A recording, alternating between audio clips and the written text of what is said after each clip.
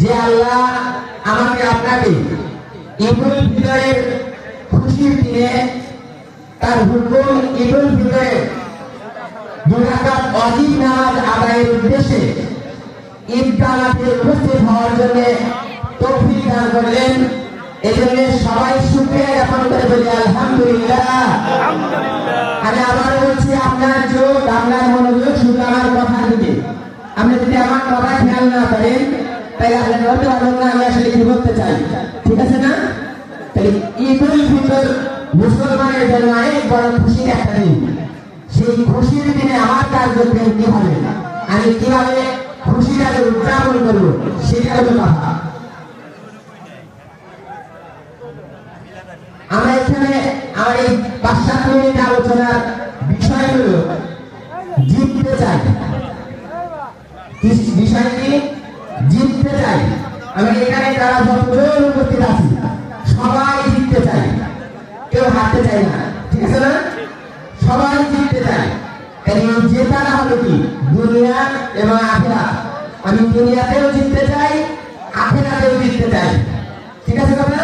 তাহলে আমি জিতবো কিভাবে, জেতার শর্ত কি, এটা কোরআন হাদিসের কোথায় আছে সেটা নিয়ে আলোচনা হবে ইনশাআল্লাহ।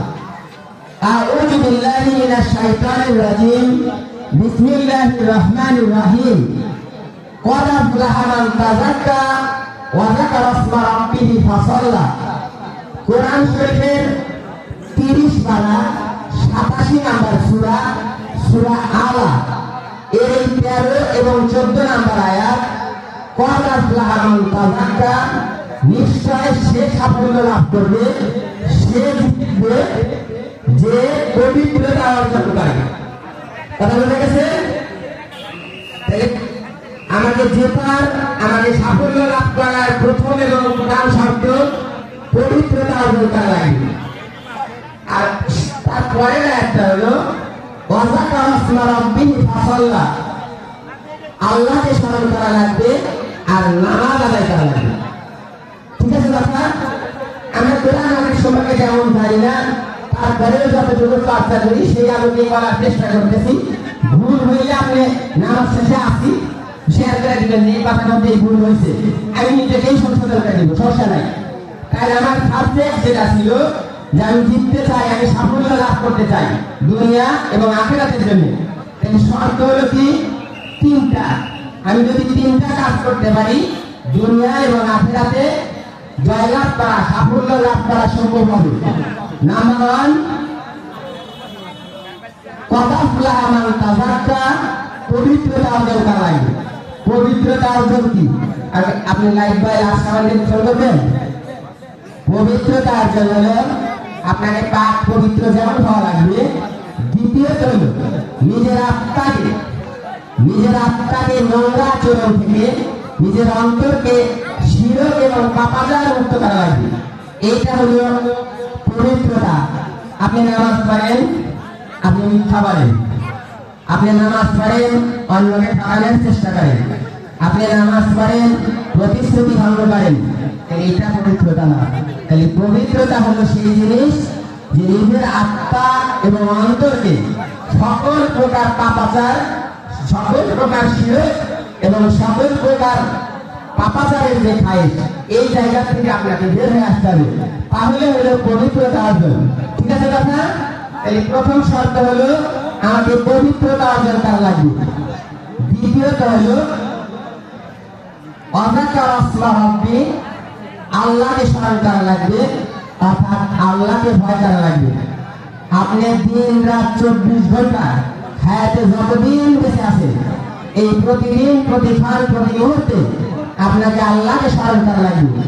আল্লাহকে স্মরণ করার অর্থ আপনি যা কিছু করেন শুধুমাত্র আল্লাহর সন্তুষ্টির জন্য।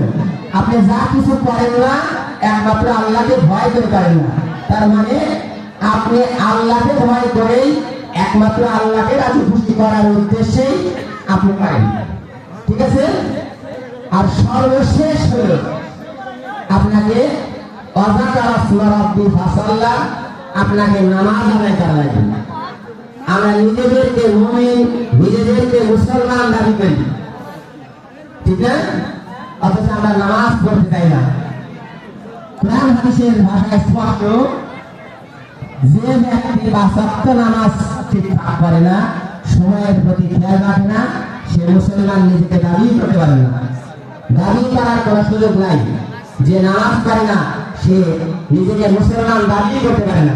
তাহলে আমাকে যদি মুমিন মুসলমান দাবি করতে হয়, আমাকে প্রথমে নামাজ পড়া লাগবে, সর্বাবস্থায় আল্লাহকে ভয় করা লাগবে, আর আমার অন্তরকে একদম কাজে পাপাচার মুক্ত, শিরক মুক্ত, অন্তরে যত পাপাচারের খায়েশ আছে এটার থেকে বিরত থাকা লাগবে। এটা আমার আপনার কাছে মনে হতে পারে অনেক কঠিন, কিন্তু যার অন্তরে আল্লাহর ভয় আছে, যে আল্লাহকে ভয় করে, যে মনে করে আমাকে মারা যাইতে হবে, হিসাব দেওয়া লাগবে, তার জন্য এটা খুবই সহজ। ঠিক আছে না? সর্বশেষ আর 1 মিনিটের মধ্যে আমার কথা শেষ করতেছি। এটা হলো আমার পরামর্শ বা মন্তব্য বলতে পারেন। নামাজ শেষে 2টা খুতবা পাঠ করে, ঠিক না?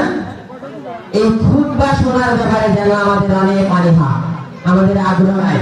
সালাম ফিরানোর সাথে সাথে 50% লোক উপরে উঠে চলে যায়। তুমি দুঃখজনক না, এই খুতবা শোনাটা অনেক গুরুত্বপূর্ণ একটা আমল।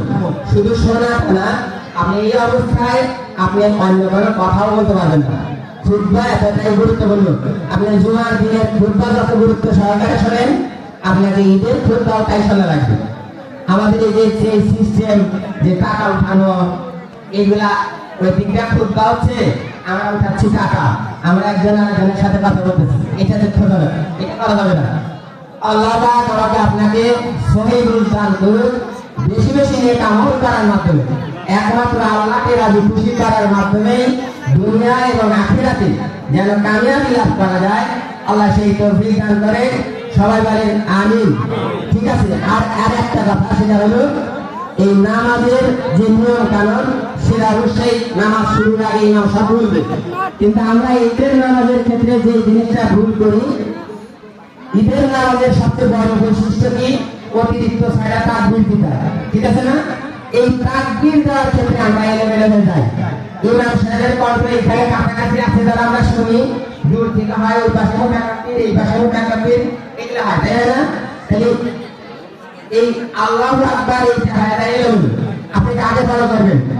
আপনাকে এমন এক ইমাম সাহেবের কণ্ঠ যদি আপনার কানে বসে, তাহলে আপনি ইমাম সাহেবের কণ্ঠ ধরে আপনি ফলো করেন। কোন অবস্থাতেই ইমাম সাহেবের আগে যেন আপনার তাকবীর না হয়। আর দ্বিতীয়, আপনি যদি কোনো মুতাকাব্বিরকে ফলো করেন, ওই মুতাকাব্বিরের পরেই যেন আপনার হয়।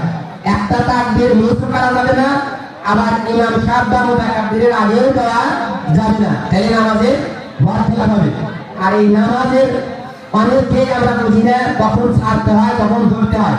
এটা একটু নামাজ শুরুর আগে অবশ্যই বলে দিতে আমরা খেয়াল করবো। আল্লাহ পাক সহিষ্ণুভাবে নেক আমলের মাধ্যমে যেন আল্লাহর সন্তুষ্টি অর্জন করা সম্ভব হয়, আল্লাহ সেই তৌফিক দান করুন। আমাদের এই ঈদগাহ কিয়ামত পর্যন্ত যেন বহাল থাকে, আল্লাহ যেন কবুল করে। আমিন। আসসালামু আলাইকুম ওয়া রাহমাতুল্লাহি ওয়া বারাকাতুহু।